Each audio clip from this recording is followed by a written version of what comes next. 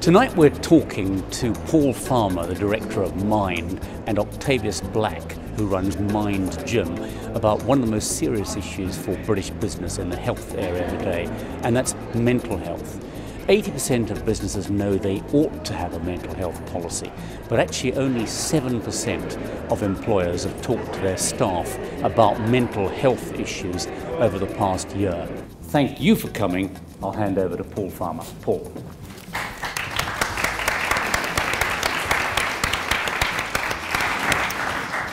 Thank you, Simon, very much indeed. And thank you to everyone at the Institute of Directors for showing some leadership in this really important area. We really do appreciate that. Well, first of all, we all have mental health. Every single one of us have mental health in exactly the same way as all of us have physical health. But we also know that 1 in 4 of us, extraordinarily, 1 in 4 of us in this country in any given year will experience a mental health problem. And for people in the workplace, this is an increasingly growing issue.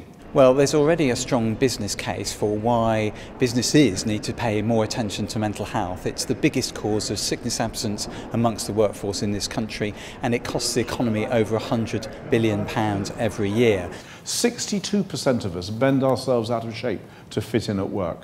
So when we look at how organisations can start to make a difference, where we start to look at this challenge is creating an environment of inclusion. And what will, we believe, based on the research and the science, is this ability to create environments at work where we can be different and we can be embraced for being different.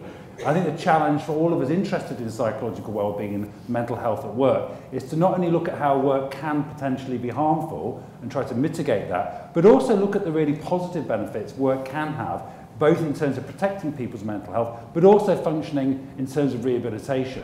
When it comes to well-being and mental health at work, the one thing that all businesses can do is to help create an environment where people who are different feel included. I mean, is emotional well-being at work a bigger issue than it used to be? I mean, has something changed that's made it more critical and more of a problem? And what is it?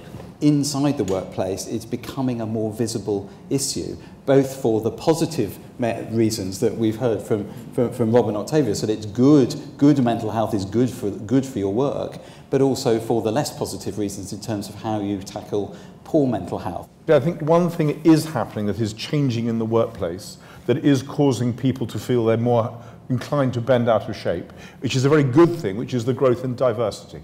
Is stress a bad thing, or I mean, can it be a good thing? I mean, shouldn't you feel under a degree of stress in any job? Challenge and finding something demanding, which clearly is very good for all of us in all contexts, and feeling it so much we can't bear it anymore, which is a different thing altogether. Well, I think the first thing is to talk about mental health. For far too long it's been swept under the carpet and stigmatised, but we now know that public attitudes are improving, and so too are employee attitudes. So this is an issue that employees want to talk about, so it needs to be talked about in the boardroom. Now, working from home is becoming more and more in vogue now with the technology and all that. How do you think this problem can be addressed considering all these things? Every study of self-employed people says they work harder, earn less, and are happier. Much of the cause of stress comes from things that are not related to work but affect us at work. It is extraordinary, but 62% of us feel we have to bend ourselves out of shape to fit in at work. And what companies can do is create an environment where we feel we can be our best selves. And I think that so often people are affected by change and they don't understand that actually it's psychological health that's been affected. And I think change management is a very comfortable way for all managers to understand a business need. I think the only caution around that is sometimes, we're supposed to there's two dimensions. First of all, there's that whole question about the people who get left behind. So, of course, it's much better being the person who's doing the changing than it is to be the person who's receiving the change. And how do you cope? How do you also support the people who are receiving the change as well as the people who are leading the change?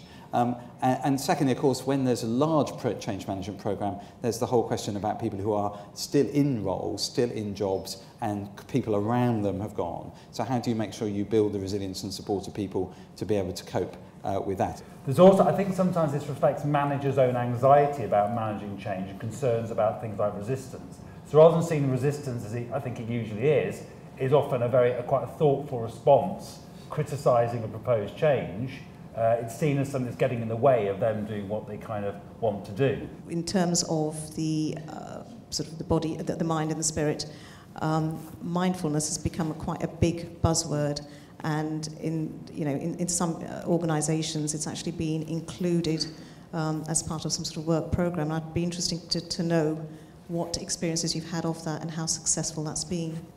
We did some research on what marks out the most successful managers from the rest. And one of those is that ability to look after yourself. Don't focus on tools and techniques, focus on problems and issues or opportunities you want to, and then say, given this, what do we know about what best might work for this person, this context, this issue?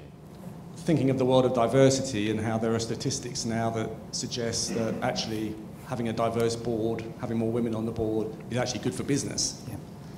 Are there any similar statistics, or what's your view on any similar statistics that might be available to say, well, actually having certain types of policies around this is actually good for business? Again, my last reading of the evidence around this is actually it's quite mixed. It is not clear at all that diversity is very good. And I think the same might be true for things like employee engagement, job satisfaction, and even possibly mental health. And although I can understand the need or the reason to make a business case, I'm coming to the conclusion that the business case for this stuff is possibly morally bankrupt. We're so excited to be with the IOD here tonight because we're all about helping businesses be more successful by applying the magic of psychology to everyday working environments. The amount of damage that's done to productivity and company profitability through mental health problems is a really serious issue for British business. Small and medium-sized businesses are particularly exposed. They don't have HR departments that can help with that situation. That's why the IOD regards this as a huge priority for business today. Thank you very much. We've covered a lot of ground tonight. Thank you all for being here. What I can commit is that the IOD will continue to campaign strongly in this area, both amongst its members and in the business community generally.